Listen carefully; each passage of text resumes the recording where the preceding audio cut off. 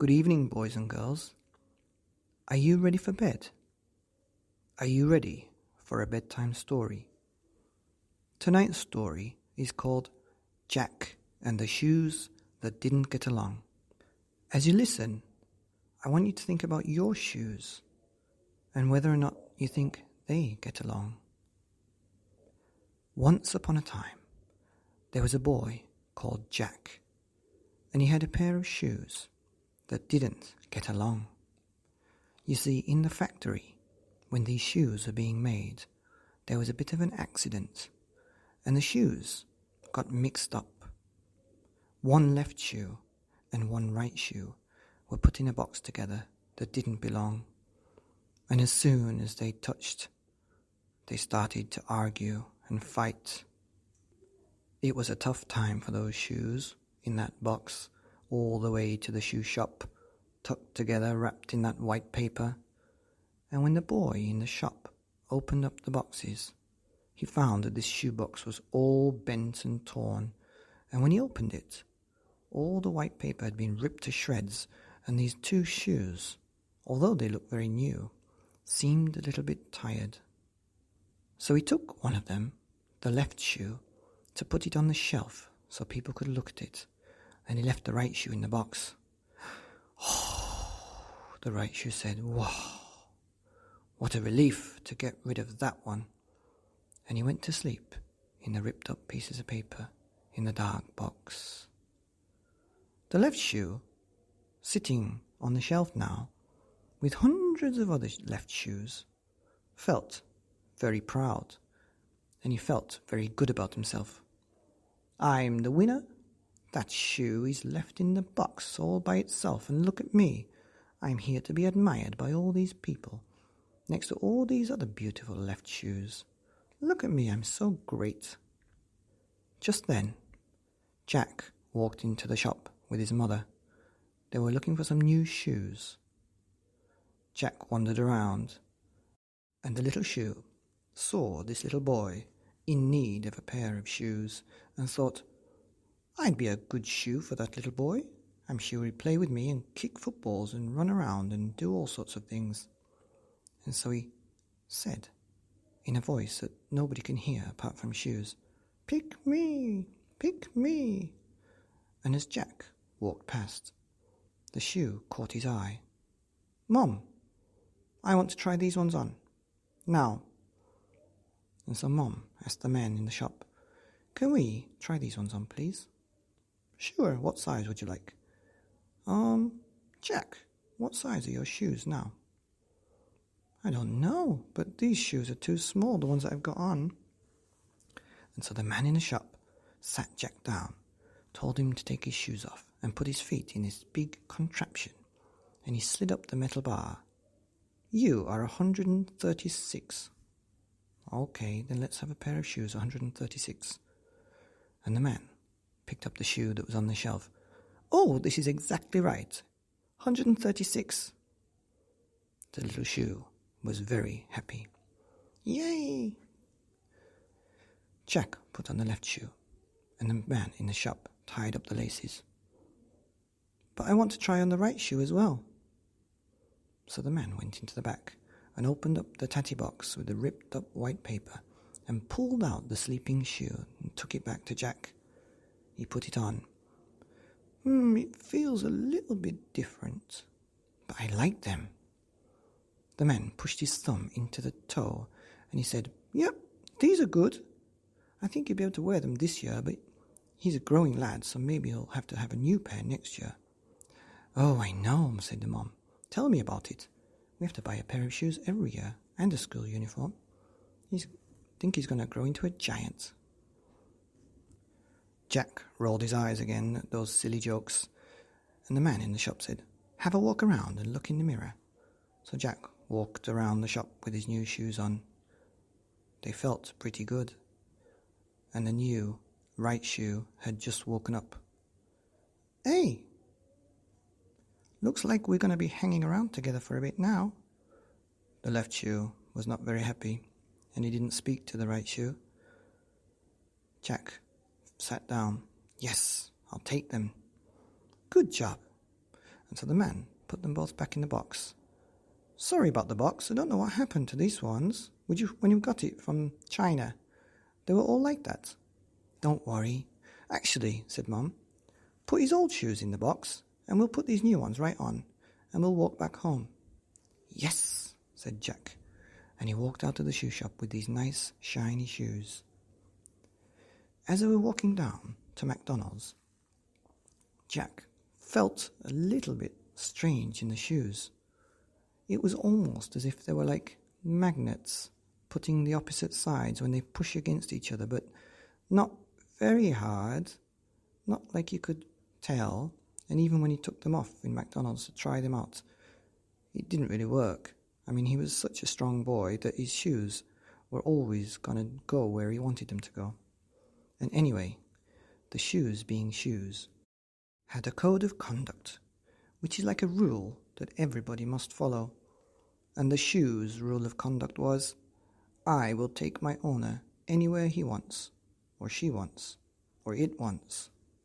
And so the shoes, even though they didn't like each other, took Jack wherever he wanted. When Jack got home, he took off his shoes and put them next to his wellies, and he went to bed. The next morning, Mummy shouted, "Jack, have you been playing with your shoes?" "No." "Well, why is one of them under the sofa?" "I don't know." "Go and find it then while I get your breakfast ready." And so Jack ran into the living room. He saw that one of his shoes had the laces pulled out, the one next to the door, and the one under the sofa was turned inside out. I mean, its tongue was sticking out. That's a bit strange. Maybe the dog has been playing with them. So Jack took his shoes and tied up the laces in one and put the tongue back in the other. And he put them next to the door. He went to have his breakfast and then get ready for school. As he was putting his jacket on, before he put his shoes on, he noticed that one of his shoes was on its side. Thought Jack. It's a bit strange, but he was running late, so he quickly put them on and ran all the way to school. In school, it was one of those schools where you have to take your shoes off and put them in a cubbyhole and put on some slippers and go into the classroom. It was nice and clean, and he had such a nice time at school he'd forgotten all about his new shoes. When it was time to come home, there was only one shoe in the cubbyhole. "Where's my shoe gone?" Jack shouted. He looked high and low and all around, but he couldn't find his shoe. He spent so much time looking for his shoe that he was the last one to leave.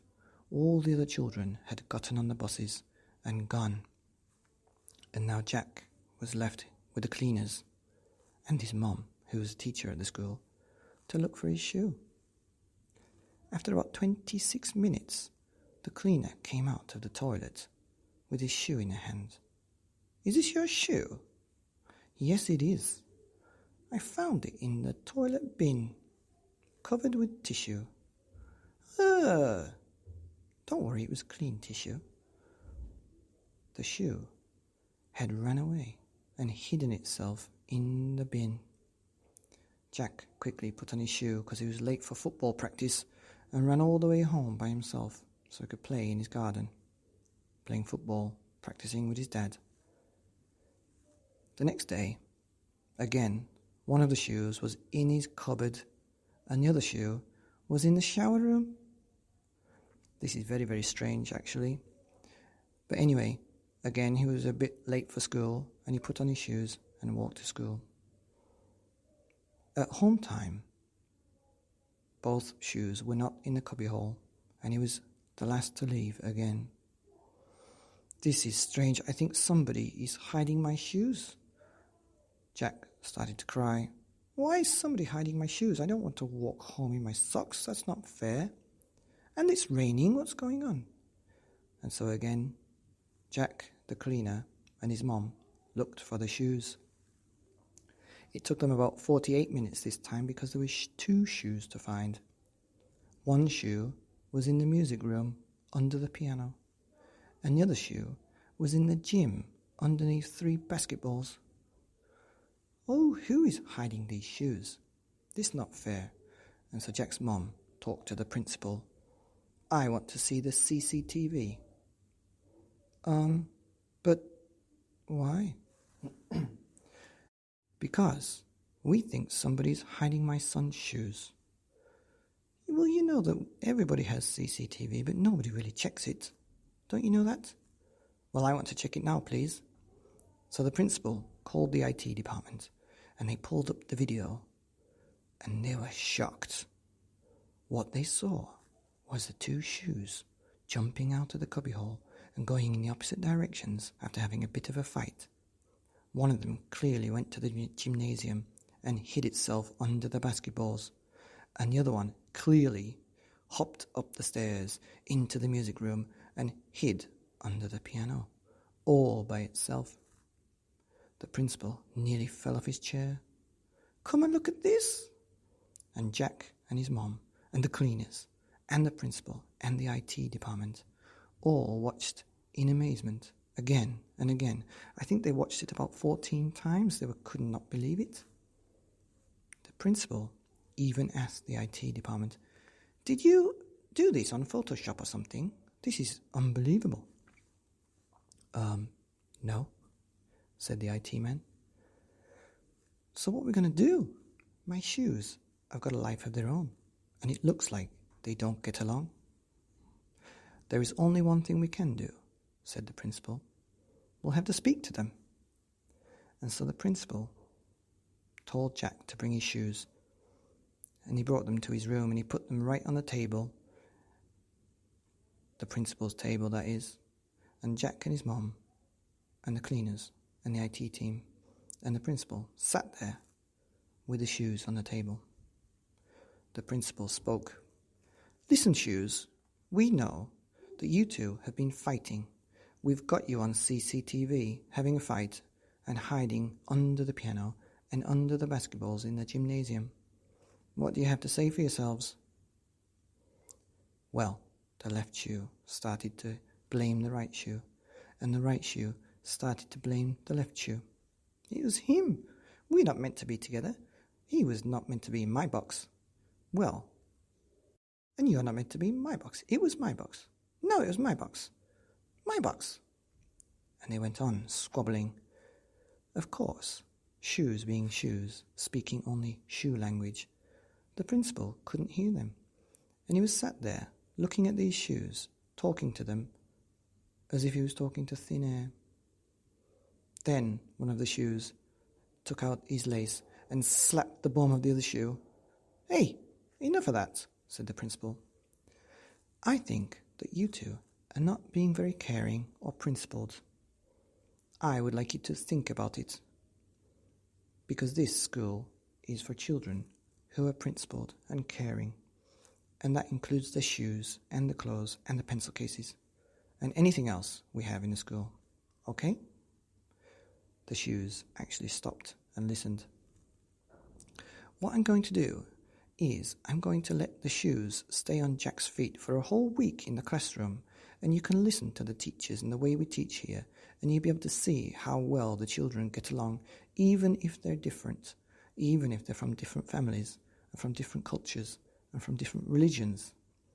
And that's how you two are going to behave and make friends. Okay?" The shoes agreed, and they said they would. Of course, the principal didn't hear, so he had to just imagine that they said yes. And anyway, Jack's a strong boy, and he would put his shoes on, and they would just follow the shoe code by sticking on his feet. So for the next week, Jack wore his shoes in the classroom.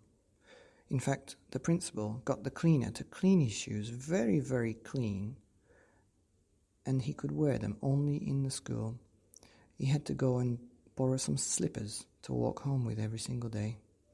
One day when it was raining, he had to get the taxi because he couldn't walk home in his slippers when it was raining. After a week, the shoes didn't feel as weird, and there wasn't that kind of magnetic repellent that Jack felt in the beginning. They felt more comfortable, more flexible. They fit a bit better. They walked a bit better, and they stayed in the cubbyhole when Jack went swimming.